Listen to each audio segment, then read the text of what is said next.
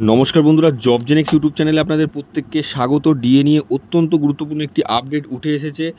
আজকের দৈনিক পত্রিকায় কেন্দ্রীয় মতোই একই পে কমিশন হতে পারে বাংলায়। সোমবার বৈঠকে কি হতে পারে সুখবর আশায় সরকারি কর্মীরা। আজ নবান্নে বৈঠক সারছেন মুখ্যমন্ত্রী, অর্থমন্ত্রী, অর্থ সচিবের সঙ্গে চূড়ান্ত বৈঠক।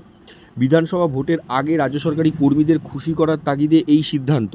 বিস্তারিত কি বলা হচ্ছে আমরা দেখে নেব। তার আগে বলে রাখবো, যারা চ্যানেলে নতুন প্রথমবার ভিজিট করলেন অবশ্যই চ্যানেলটিকে সাবস্ক্রাইব করে অল বেল আইকনটি বাজিয়ে রাখুন। ভিডিওটি লাইক করে অনেক অনেক শেয়ার করুন যাতে ভিডিওটি সকলের কাছে পৌঁছে যেতে পারে। কেন্দ্রীয় হারে ডিএ দিতে পারবেন না বহুবার জানিয়েছেন মুখ্যমন্ত্রী মমতা বন্দ্যোপাধ্যায়। কারণ কেন্দ্রের সমান ডিএ দিতে গেলে বিপুল পরিমাণ অর্থের প্রয়োজন, অত অর্থ রাজ্যে নেই, তা মানতে নারাজ রাজ্য সরকারি কর্মীরা। দান খয়রাত সমস্ত কিছু হচ্ছে, তার মধ্যেই বছরে একবার করে ডিএ ঘোষণা পাচ্ছে মাত্র 4%, যার ফলে কেন্দ্রের সঙ্গে রাজ্যের তফাৎ কোনোদিনই মিটছে না।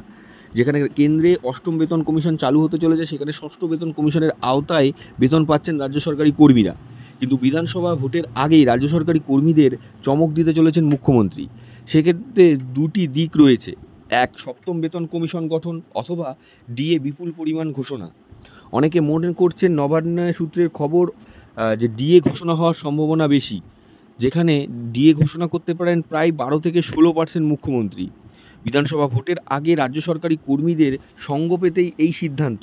মুখ্যমন্ত্রী ভালো মতো জানেন যে রাজ্য সরকারি কর্মীদের এক অংশের সাপোর্ট ছাড়া কিছুতেই ভোটে জেতা সম্ভব নয়। তাদের সহযোগিতার হাত না বাড়িয়ে দেওয়া পর্যন্ত বিধানসভা ভোটে জয়লাভ করা সম্ভব নয়। সেই জন্যই ভোটের আগেই চমক দেবেন মুখ্যমন্ত্রী। প্রায় 12 থেকে 16% ডিএ ঘোষণা হতে পারে, এমনটাই অর্থ দপ্তর সূত্রের খবর। অন্যদিকে অর্থ দপ্তর সূত্রের আরও একটি খবর পাওয়া যাচ্ছে যে নতুন বেতন কমিশন গঠন হওয়ার সম্ভাবনা প্রবল। তা নিয়ে অর্থ দপ্তর সূত্রে চূড়ান্ত বৈঠক ডাকা হয়েছে সোমবার, অর্থাৎ আজই সেই বৈঠকের দিন। এই বৈঠকে কি সিদ্ধান্ত নেওয়া হবে তা জানা গেলে পরে আপডেট দেওয়া হবে। সপ্তম বেতন কমিশন গঠন করতে পারেন মুখ্যমন্ত্রী, যার ফলে অনেকটাই বেতন বৃদ্ধি পাবে রাজ্য সরকারি সমস্ত সরকারি কর্মীদের, যার ফলে অনেকটা রাজ্য সরকারি কর্মী মহলে খুশি ফলতে পারে।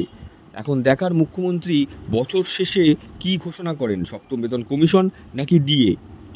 গুরুত্বপূর্ণ আপডেট ছিল, আপনাদের সাথে শেয়ার করলাম। অবশ্যই লাইক করে বন্ধুদের মাঝখানে শেয়ার করে দেবেন।